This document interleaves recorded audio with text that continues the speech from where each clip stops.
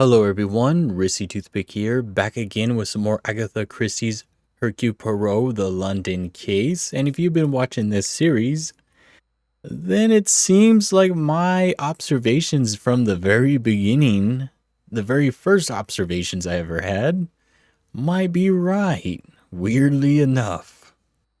But let's go over here and try to make these photos. We don't want to use the poison, we want to use the photo fixer. Perhaps the photograph fixer is what is required. Logical thinking shall always prevail. Okay, I think that's everything. Oh. Is there a problem? There shouldn't be, but there must be light coming in from somewhere. Is that not the point of a darkroom? That it will allow no light in to damage the photographs? We need to find where the light's coming in from and damaging the prints. You continue your work, and I shall find the curious light source. How did light get in here?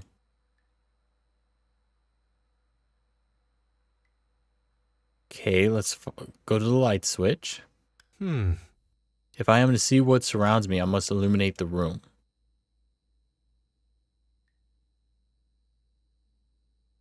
Okay, so it's coming from like a crack over here.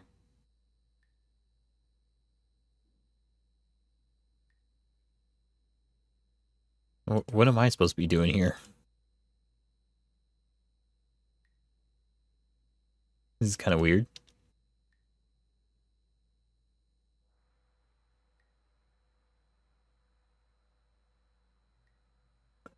Okay, let's go to the window.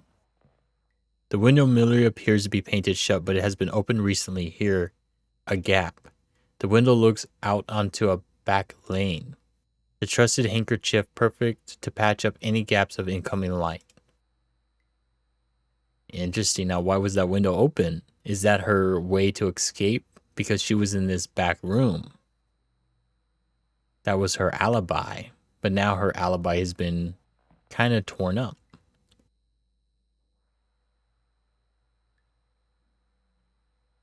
Okay, so we have that tray. Let's go over here, check this out, and then we'll talk to Hastings. Yeah, nothing really there.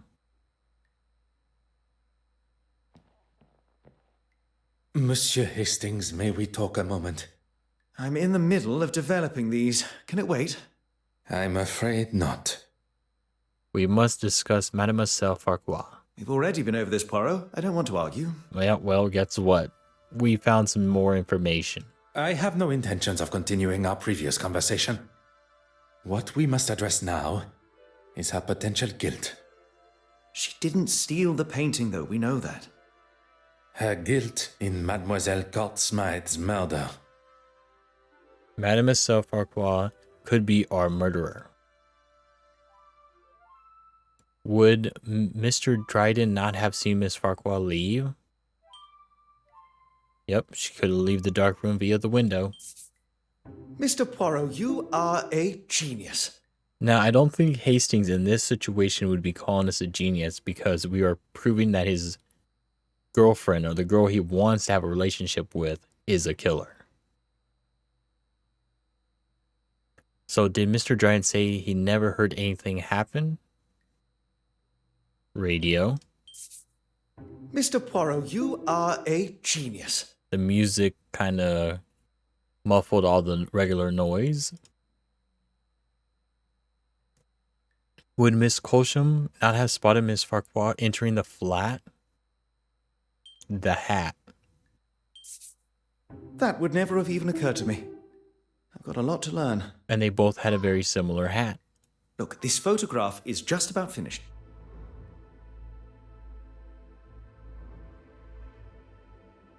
Okay, so, they show us these photographs. So I'm like, okay, like, I guess one of these is the girl that died and maybe they're relatives.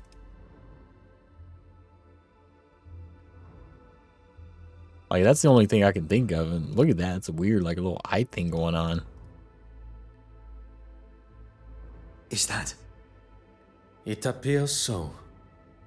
And what has she got in her hand? That can't be the same cigarette case. Yep. The cigarette case that was taken from Mademoiselle Farquhar's luggage on our voyage here. It appears Mademoiselle Farquhar had a much closer relationship with Mademoiselle Court Smythe. I would say they... Yup. Cousins. Related. And she never talked about it. Oui, monsieur. Hastings, I must thank you. For what? Allowing myself to be enticed by Miss Farquhar's feminine nature. Now remember, in the beginning of the game, on the boat, I said she's either, the main antagonist, she's either gonna die, like she plays a giant role, and guess what? She's the killer. For saving me from whatever Monsieur Aylesworth and his revolver had planned. If it wasn't for me licking my wounds, you wouldn't have been there alone in the first place. And if you were, and not at the Court Smythe estate, we would never have made such revelations. You are one of the most honest and authentic fellows I have met. You cannot allow a misguided moment of red-blooded male instinct to taint that. You have never let yourself fall to the wicked ways of the fairer sex. No, and that is a day I cannot even fathom. That's right. He don't mess around. The denouement? With Hastings' help at the Court Smythe estate, something I would have liked to have considered, we now know the reasoning behind Mademoiselle Farquhar's brutal actions towards her own cousin. The circumstances around the murder need no further consideration, but the location of the missing Benedette Magdalene still frustrates me. Where could she hide it? How could Miss Court Smith have had the opportunity to access the restoration room?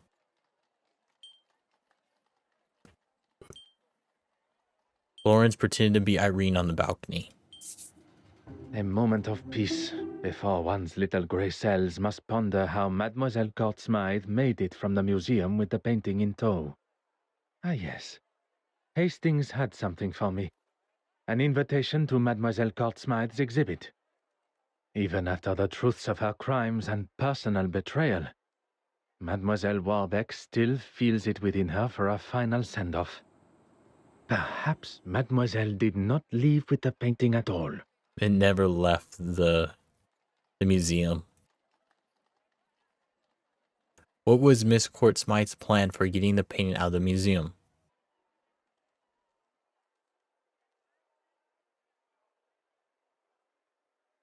One of Evelyn's paintings or one of her own paintings? Maybe one of her own. Poirot, there you are. What are you... On this occasion, there is no time for pleasantries. We shall finally bring the mystery of the missing painting to an end. We must return to the scene of the initial crime, the Royal Edward Gallery. Alrighty, time to solve a case. Is everyone present? Please ask them to convene in the exhibition room. Is there something you're not telling me? All will be revealed. Messieurs et mesdames, thank you for joining us here today. What's this all about? Man, look at all those weird paintings up there. Yes, my time is rather valuable. I thought everyone was here to see the exhibition. I'm all for looking at some real art, as long as it's not all hers. I understand the frustration and hostility that most of you must feel towards her. For some, even... Hatred, loathing, disgust. Betty, please. Even after everything, you stand here and defend her? I'm not defending her. If anyone should hate her, it's me. Perhaps you should move on. Oh, cold. In this room is where it all began. Or at least, that is how it appeared. We are all aware Mademoiselle Court Smythe was behind the painting's disappearance. But it was not a moment of greed that drove her, but rather a well-orchestrated plan that involved most of you tangled in her web of lies and deceit. All right, we all know why we're here. Maybe you can speed it along a little. At the detective inspector's request, I shall forego the series of events that led up to the theft of the penitent Magdalene painting. Well, at least somebody's like speeding them up. Perhaps a fitting place to begin would be with the death of Mademoiselle Court Smythe. If that's going to get things moving. You are all aware of the fire and murder that took place at Mademoiselle Court Smythe's loft apartment. The fire that she started after having one too many. That is where the difference between desire for the truth and the actual truth go their separate ways. Inside Mademoiselle's apartment was the penitent Magdalene painting, or at least a forgery, one of 4 produced by her own brush. The fire was set purposely, in an attempt to destroy evidence and hide the true nature of her death. Poison. Okay. So what is our goal here? Deliver your findings. Mademoiselle Court Smythe's portrait of herself. I think perhaps the title may not be as accurate as she herself believed.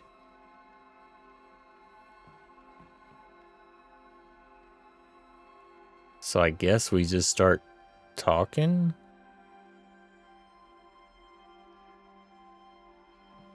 I know things got out of hand, but it was you that broke into my office in the first place. What crime did Mr. Aylesworth commit? Insurance fraud.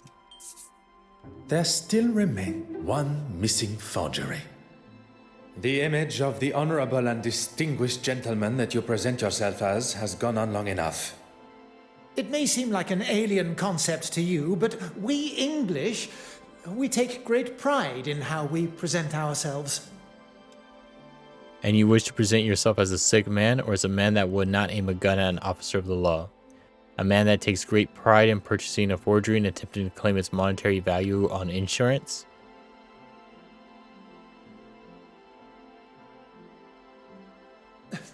How long are we going to entertain this man's twisted fantasies? Poirot, can we move this along? While searching the main hall for clues, a snuff box was found, full of cocaine. And after speaking with my good friend, Monsieur Demire, about the effects of cocaine on the human body, recent studies have discovered that the use of cocaine and other such stimulants can put a tremendous strain on the human body, including an increased heart rate. Oh, preposterous! I would never do that. your heart attack became the perfect distraction, while Mademoiselle Court Smythe was able to slip into the exhibition room and remove the painting from the wall. Faking a heart attack is pretty low, even for a politician. Monsieur Hastings. Once the painting had been confirmed as stolen. And Monsieur Aylesworth had bothered the detective inspector enough to show he had nothing to do with its disappearance. He would get to keep the original and claim the insurance money. He was going to have his cake and eat it too. I'm not going to stand here. You'll stay right where you are. A stolen painting, timed perfectly with his crossing of the aisle in the House of Commons. All designed to raise his profile, just in time to announce his desire to be a prime ministerial candidate. Yeah, you can't trust them politicians. I wasn't doing it for me. The poor and the needy. I wanted to give them a voice. Yeah, the perfect scapegoat. I have never heard a more self-righteous claim for breaking the law in all my life. How am I meant to help those that really need it unless I'm in a position that can really bring about change? Okay, so we got him taken care of. Let's talk to her. What does she have to say? It all ends here, where it began. So she's just kind of like a minor player. Poirot, the penitent Magdalene. Okay. So it seems like everyone up here is the ones we really got to deal with. I have dedicated my life to serving God. I have no need to be involved in any of this. This guy, the bishop, is the one that needs to get like smacked. Such a rude guy. What crime did Bishop Montjoy commit? Theft and embezzlement. The pieces you had commissioned by Mademoiselle Court-Smythe, which hang on your church walls. Why are we even standing here listening to this man? Has this got anything to do with, frankly, anything? I can assure you, Detective Inspector, the Bishop's relationship with the deceased is more than I imagine we all thought possible. Business partners. Mademoiselle Court-Smythe's forgeries would be hung on the church walls, while the originals were sold on the black market to lace your own pockets. You have no proof of these accusations. Poirot, the penitent Magdalene. How could one forget? We have already discussed one of the multiple forgeries, and found amongst your hidden collection the second. Mademoiselle Court-Smythe sold you a forgery that you believed to be real, and upon learning of its fabrication, you lashed out, destroying it. One should not allow oneself the arrogance to consider themselves the smartest in the room, especially when they have already fallen foul to another's lies and deception. I am sure theft and embezzlement are questionable enough in God's eyes. Alrighty, so let's just keep on moving here. See what he has to say. I know you have a flair for the dramatic, but I do have a job to do. Oh, don't worry. We got all the time in the world. Let's talk to Betty. I wonder how many other hidden skeletons are going to appear. Nothing there. Haven't you caused enough damage? What crime did Mr. Christensen commit? Oh, he did have an affair.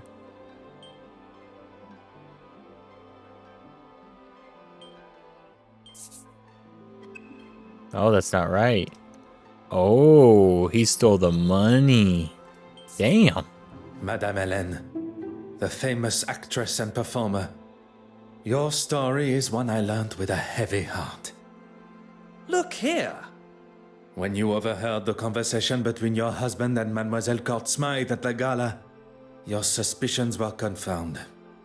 I did everything to keep you happy, but it was never good enough. And that's the sad part about that relationship. Betty deserved better. It began with an infatuation, but turned into a relationship. With the money stolen from your wife, you planned on running away together. So that's why you took it. You coward. She manipulated me from day one. She used me. She used her. Oh, just keep it shut. Perhaps, for once, you should listen to your wife. And then let's talk to Evelyn. And we'll talk to the killer last. You know where the painting is, and who killed Irene. What part did Miss Warbeck play in the theft of the painting? Evidence tampering. Mademoiselle Warbeck, do you remember the words you used when discussing your career? No, I mean, yes. You're taking it out of context. On the contrary, Mademoiselle Court-Smythe threatened your career by involving you in the theft. The exact context you described. I wouldn't kill her, though. I couldn't. You cleaned the key to the restoration room, did you not? You continued to deny your involvement with the deceased. A relationship that was nothing more than misplaced love. You think I don't know that now?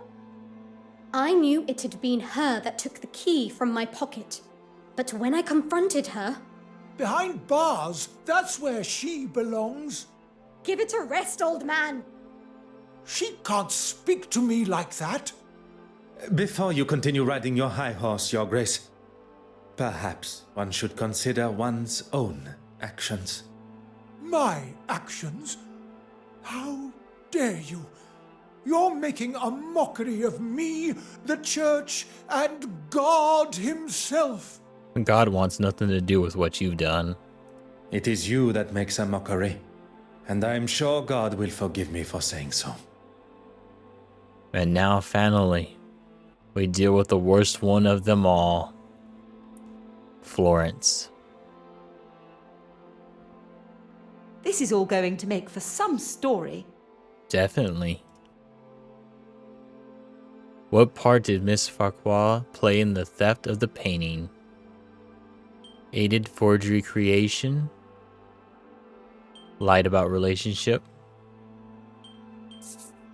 Deals were hatched, forgeries were created, and promises were broken. Mademoiselle Court Smythe used a mask of deception and authenticity to betray you all. She allowed for you all to see and know only what was necessary to complete your part. Except for one. As much as I'm enjoying this show, any chance we can get to who killed her? You shall have to wait only a moment longer. As there was only one accomplice left, and perhaps the most important. Not only her aid in the museum, but in the construction of the forgeries. Mademoiselle Farquhar's deception began before I had even left the shores of Belgium. You were part of it, the whole time. Taking us all for fools. That's right. Okay, so now what do we do? I mean, I talked to everyone. Do we now interact with the painting?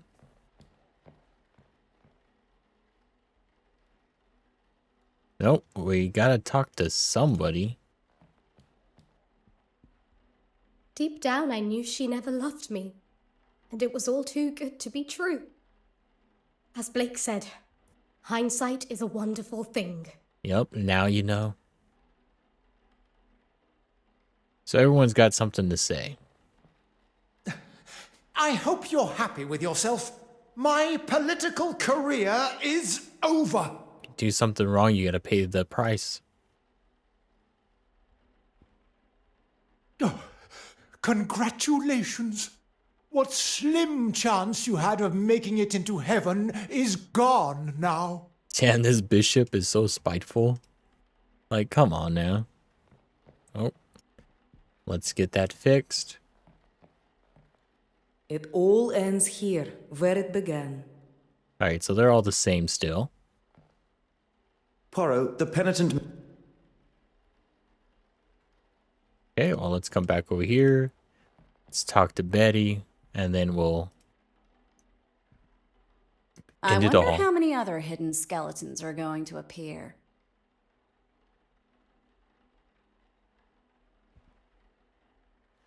And now, I have nothing thanks to you. Alright, let's talk to Florence. Come on. It's a little weird. This is all going to make for some story. Okay, so we talked to everyone there. Let's talk to David. I know you have a flair for the dramatic, but I do have a job to do.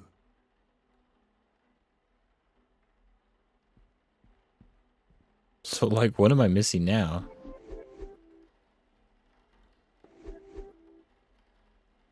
Sunflower painting. An interpretation of the famous painting created by the artist Vincent van Gogh. I'm guessing there's a painting on the other side. Nature's power painting. A figure stands peacefully on the shore watching the chaos of nature before them. I wonder if Mademoiselle Court Smith considered herself as that figure. Mademoiselle Court Smythe manipulated everyone. But that does not excuse the parts that you all have played. Poirot, the murderer. Tell us now, or I'm marching them all down the station. Of our suspects, all guilty in some form or other, only one committed the ultimate sin. Monsieur Christiansen, a lover, jilted and tossed aside from a life promised together. Mademoiselle Warbeck, another that was promised her heart only to become a second, caught in Mademoiselle's web. Monsieur Aylesworth, anger that a foolproof plan backfiring. Bishop Mountjoy, a third, sold the idea of an original painting, livid at the thought he had been tricked.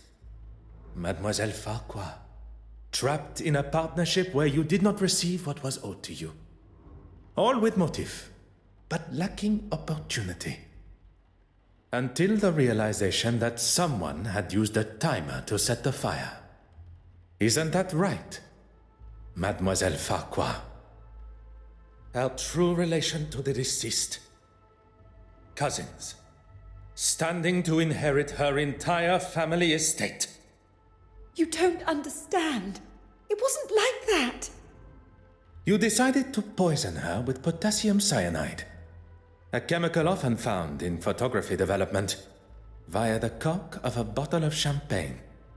Wearing an almost identical hat to the deceased, you were able to disguise yourself as her and be seen by the neighbor. Leaving her body lifeless in her own apartment, you tried to cover your involvement in both the forgeries and the murder by destroying any evidence. Incredibly clever. Your nefarious plan setting the fire almost tricked even I. Did you really just praise her for starting a fire? Hey, she almost got away with it. On the contrary, it was the deception behind the fire. A timer was used, allowing for Mademoiselle Farquhar to be seen in her office as she slipped in and out of the darkroom window. I didn't want to kill her. But she gave me no choice. She gave you no choice. You planned and executed a brutal murder. She was your cousin. A cousin that has controlled me for years. I couldn't escape her. She held you captive? I did not see a prison cell in her apartment. No, of course she didn't. Emotionally and financially, I was her captive. I was a struggling critic, but she taught me how to stand up for myself and get what I wanted, what I deserved. You were aware of her scheme all along? Not at first. I didn't know she was selling them on the black market. But even when you did find out, you didn't stop. There was always a reason I couldn't. And what money I did get, she would hold for me. I couldn't remain under her control anymore. There was no other way. Mademoiselle, there is always another way. All I see is the student becoming the master. Detective Inspector, perhaps it is time that Mademoiselle was escorted to the police station. So we finally caught the killer, the cousin. The truth has been revealed, and Mademoiselle Courtsmythe's murderer will pay the price for her crimes. Damn it, she's gone. They're just not going to arrest any of these other people that were involved and did illegal acts. There is something you're forgetting, though. If you think for a moment that the location of the original painting has slipped my mind. Go on then, where is it? Right under y'all's noses. It's a portrait, so go on then. So the question is, what painting did she hide it under? In this very museum.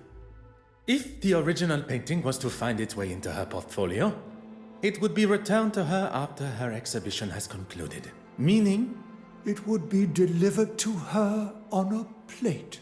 Exactement. She prepared one of her picture frames and made sure it would be in the restoration room. What on earth is he doing? You've got to be kidding me.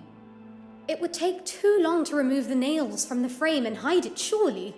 The nails were sewn down, creating the illusion of being used correctly, when in fact the backboard was easily accessible. Hidden perfectly behind what Mademoiselle Courtsmythe deemed to be her masterpiece. I never doubted him for a second. Messieurs et mesdames, the penitent Magdalene.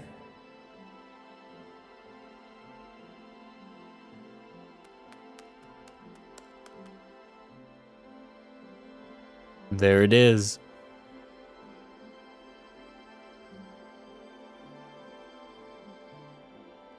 The ending of the case. That was a pretty good game. I did enjoy. Everyone was the Well, killer. Detective, you've solved both the theft and murder. I am rather impressed. At one point, everyone was considered the murderer, and it was great. Finding the murderer and solving 2 thefts would have been far more impressive. You know, kept me guessing. But the 2 thefts, I think he's going to solve it now. 2 thefts? You already have another case? You have forgotten Mademoiselle Farquhar's missing cigarette case. Oh, of course. Do you think Miss Farquhar lied about it going missing after all? Perhaps it really was worth something. Mademoiselle Farquhar is far from an honest woman. Lies tripping from her tongue at every turn. But if our motive was indeed to fake theft and claim the insurance money, she would surely not have left it lying where Mademoiselle Babagnan claimed to have found it. Mademoiselle Babagnan's motive is now clear. How she pulled off such a cunning theft still eludes me. Yep. We always kind of knew it was her. Something Hastings said has my little grey cells fired up. Nothing is ever quite what it seems. I suppose we are all forgeries or counterfeits in some form or other. Could Mademoiselle Babagnan have pulled the wool over my eyes in a similar way? I must return to the evidence from the ship with this new perspective. Let's see. Why would Miss Babagnan have stolen the cigarette case only to return it? To be invited by Florence to the gala, she panicked knowing that she would be caught. It is you that should be happy, mademoiselle. With no effort at all, you were able to save the day with barely a second thought. You turned a stolen heirloom with a thief and a victim into nothing more than a misplaced item.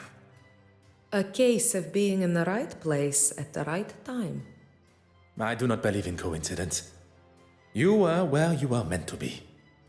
Had you not boarded when you did, you would likely have not been invited to the gala at all. Yep, you're the big mastermind, just didn't kill no one. Or been able to be within touching distance of so many beautiful and historical pieces, including the silver mantle. Yep, now she knows. She knows that he knows. One thing I have learned during my time here in London is that people portray a version of themselves. One to be seen or be met, and another that remains hidden from the world. What are you trying to say, detective? That there are some that wear a mask of authenticity. That perhaps, under different circumstances, I would have had the pleasure of meeting a different Mademoiselle Babagnan. Yep, he can't have a relationship with the criminal. Will you be leaving London now? Even though he, finds her attractive. There are a few small matters to settle before I leave. Mademoiselle Farquhar is now in the hands of the Scotland Yard, where she will stand trial for her crimes. You really do believe in the law, don't you? If you do not believe in the law, madness and lunacy will ensue. And everyone should be punished for their crimes? I believe that we should be held accountable for our actions. No one man is above the law. Or woman? And you, mademoiselle? Are you to leave London?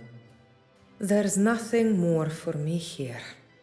I hear Paris is quite beautiful. Perchance our paths should cross again.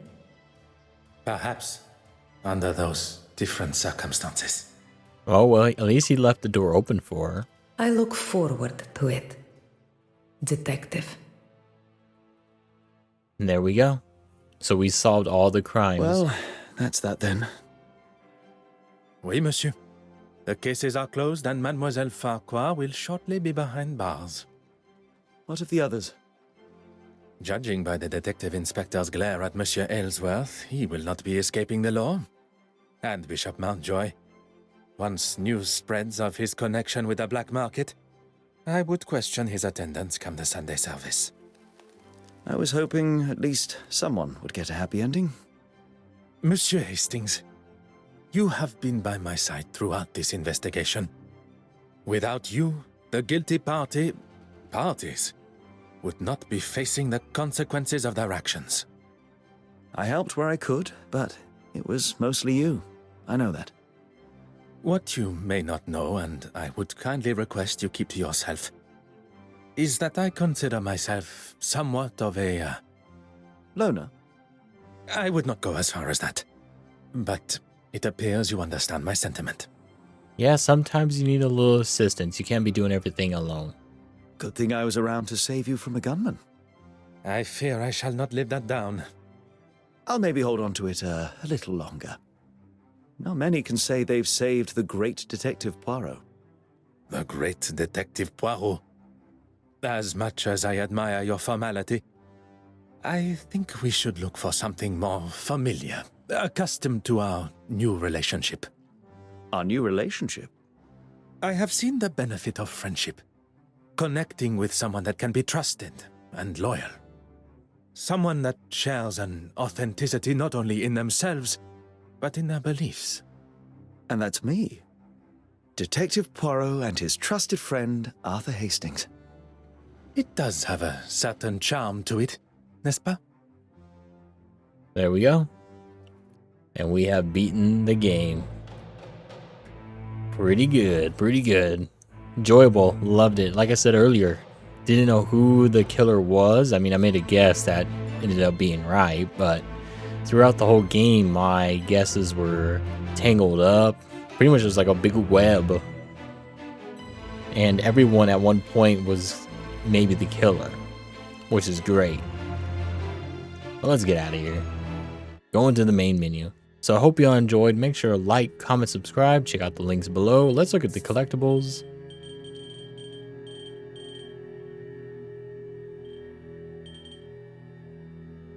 Visit a lonely dog? I guess if you go back and the dog's barking, you can do something there. That sucks. But we got everything else. That's all that matters. But anyways, I hope you all enjoyed, and I'll see y'all again in the next game that we play.